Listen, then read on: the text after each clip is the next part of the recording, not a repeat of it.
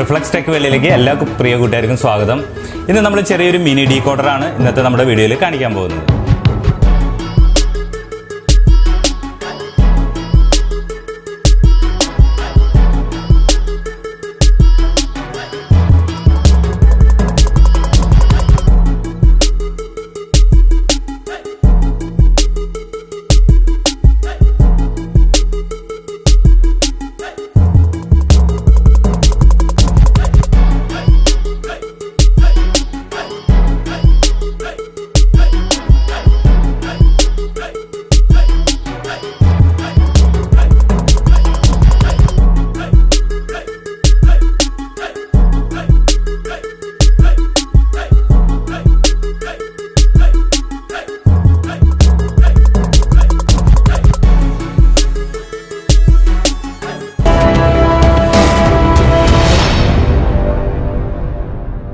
ഇപ്പോൾ നിങ്ങൾക്ക് നോക്കിയാൽ അറിയാം, ഇത് നമ്മൾ ചെറിയൊരു FUTECH എന്ന് പറയുന്ന കമ്പനിയുടെ FUTECH FD003 എന്ന് പറയുന്ന ഒരു ഡീകോഡർ ഉപയോഗിച്ചിട്ട് നമ്മളൊരു മിനി ഡീകോഡർ ആണ് ചെയ്തിരിക്കുന്നത്. ഇതിൽ നമുക്ക് ഉപകാരം വരുന്നത് എന്താണെന്ന് വെച്ചാൽ ഏറ്റവും കൂടുതൽ നമ്മൾ കൂട്ടുകാരുടെ കയ്യിലൊക്കെ കാണാം പഴയ ടൈപ്പിലുള്ള ഹോം തിയേറ്ററുകൾ, അതുപോലെ തന്നെ റിസീവറുകൾ, ഓഡിയോ റിസീവറുകൾ, ഇതിനൊക്കെ ARC ഇല്ലാത്തതും അതുപോലെ തന്നെ ഡിജിറ്റൽ ഇൻപുട്ടുകൾ ഇല്ലാത്തതൊക്കെ ആയിട്ടുള്ള അനലോഗ് ഇൻപുട്ട് മാത്രമായിട്ടുള്ള ഹോം തിയേറ്ററുകളുണ്ട്. അതിൽ കൊടുക്കാൻ വേണ്ടിയിട്ടാണ് നമ്മൾ ഈ ഡീകോഡർ ചെയ്തിരിക്കുന്നത്. ഇതിന്റെ ഏറ്റവും കൂടുതൽ ഉപകാരം വരുന്നത് ഇപ്പോൾ ഇറങ്ങുന്ന എല്ലാ സ്മാർട്ട് ടിവിക്കും വരുന്നത് ARC ഔട്ട്പുട്ടാണ്. ഇപ്പോൾ MIയുടെ TV ഒരു മോഡൽ എന്നൊക്കെ പറയുന്നത് ARC HDMI ARC മാത്രമാണ് ഔട്ടുള്ളത്. നമ്മുടെ നോർമൽ ടിവികൾക്കൊക്കെ ARC HDMI ARC ഉണ്ടാവും, ഒപ്റ്റിക്കൽ കോയാക്സിൽ ഇതിലേതെങ്കിലും സെപ്പറേറ്റ് ഉണ്ടാവും, അല്ലെങ്കിൽ SPDF എന്ന് പറഞ്ഞാൽ ഡിജിറ്റൽ ഔട്ട്പുട്ട് ഉണ്ടാവും. അതൊക്കെ വഴി നമുക്ക് എടുത്ത് ഡിജിറ്റൽ ഔട്ടോട് കൂടി തന്നെ ഡോൾബി ഡിജിറ്റൽ, DTS, സറൗണ്ട് ഇതെല്ലാം നമുക്ക് നല്ല രീതിയിൽ കേൾക്കാൻ വേണ്ടിയിട്ടാണ് നമ്മളിത് ഉപയോഗിക്കുന്നത്.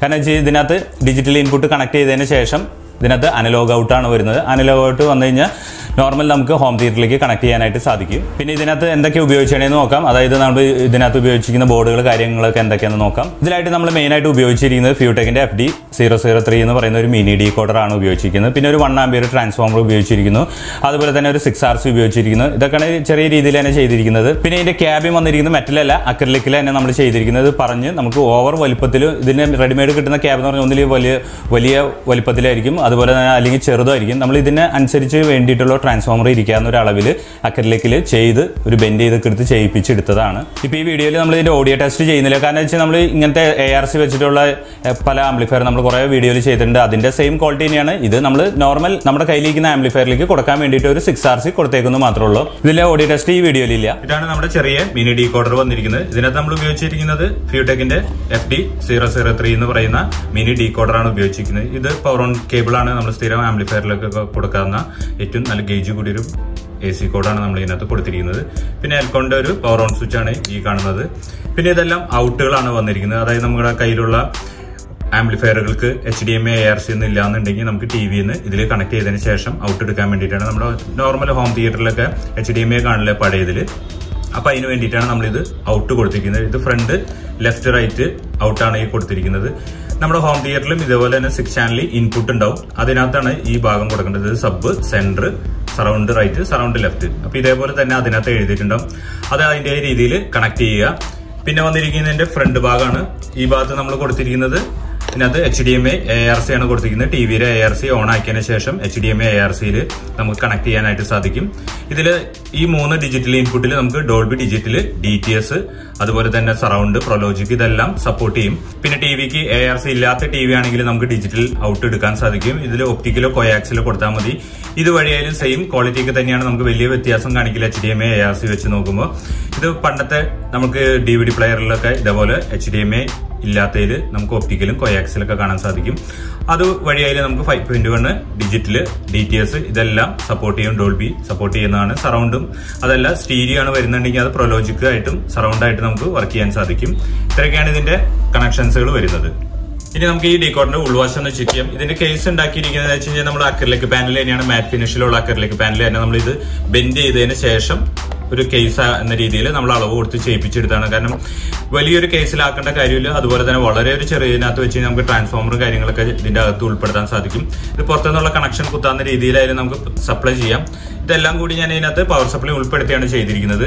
പിന്നെ ഇതിന്റെ ഉൾവശം നോക്കുകയാണെങ്കിൽ ഈ ഭാഗത്ത് നമ്മളൊരു 1 ആംപിയർ 12 ഒരു ട്രാൻസ്ഫോമർ ഉപയോഗിച്ചിട്ടുണ്ട്.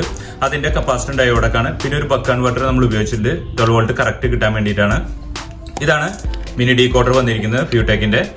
അതിൽ നമ്മൾ ഉപയോഗിച്ചിരിക്കുന്ന ഈ ഭാഗം ഫ്രണ്ട് പുറത്തേക്കായിട്ട് കൊടുത്തിരിക്കുന്നു. പിന്നെ ഒരു RC 6RC സോക്കറ്റ് ഇവിടെ കൊടുത്തിരിക്കുന്നു. പിന്നെ ഒരു പവർ ഓൺ സ്വിച്ച്. ഇത്രയൊക്കെയാണ് അതിന്റെ ഉൾവശം വരുന്നത്. നമ്മൾ സിമ്പിൾ ആയിട്ട് തന്നെ ചെയ്തിരിക്കുന്ന കാഴ്ചയിലും നല്ലൊരു ഭംഗി കിട്ടാൻ വേണ്ടിയിട്ടാണ് ഇങ്ങനത്തെ ഒരു അക്രിലിക് പാനൽ നമ്മൾ ചെയ്തെടുത്തത്. അടുത്തായിട്ട് നമ്മൾ ഇതിനകത്ത് എന്തൊക്കെ ഉപയോഗിച്ചിരിക്കുന്ന ഐറ്റംസുകൾ, ബോർഡുകൾ, അതിൽ എന്തൊക്കെ ഇൻപുട്ട് ഔട്ട്പുട്ടുകൾ നമുക്ക് ലഭിക്കും, പിന്നെ ഇതിന്റെ വില വിവരങ്ങൾ, ഇതെല്ലാം ഞാൻ താഴെ കൊടുത്തേക്കാം. അതായത് നിങ്ങൾ ചെയ്യേണ്ടതെന്ന് വെച്ചാൽ നമ്മൾ ടൈറ്റിൽ ചെയ്തതിൻ്റെ അടുത്ത് തന്നെ ഒരു മോർന്ന് കാണാം. ആ മോറിൽ ടച്ച് ചെയ്ത് കഴിയുമ്പോൾ നമ്മൾ ഇതിന്റെ ഡീറ്റെയിലുകളെല്ലാം കിട്ടും. അതായത് ഡിസ്ക്രിപ്ഷനിൽ എല്ലാ ഡീറ്റെയിലും നമുക്ക് ലഭിക്കും. എന്തൊക്കെ ഉപയോഗിച്ചുകൊണ്ട് ഇതിന്റെ വില വിവരങ്ങളൊക്കെ എല്ലാം നിങ്ങൾക്ക് കാണാനും വായിക്കാനായിട്ട് സാധിക്കും. അത് നിങ്ങളൊന്ന് ചെക്ക് ചെയ്ത് നോക്കുക. പിന്നെ ഇതിനെക്കുറിച്ച് നിങ്ങൾക്ക് എന്തെങ്കിലും അറിയണമെങ്കിൽ മാക്സിമം വാട്സപ്പ് ചാറ്റ് ഒഴിവാക്കിയിട്ട് ഡയറക്റ്റ് കോൾ വിളിച്ചാൽ നമുക്കൊരു കോൾ ഇപ്പോൾ വിളിക്കുന്നത് വെച്ചാൽ എനിക്കൊരു ബുദ്ധിമുട്ടുള്ള കാര്യമല്ല.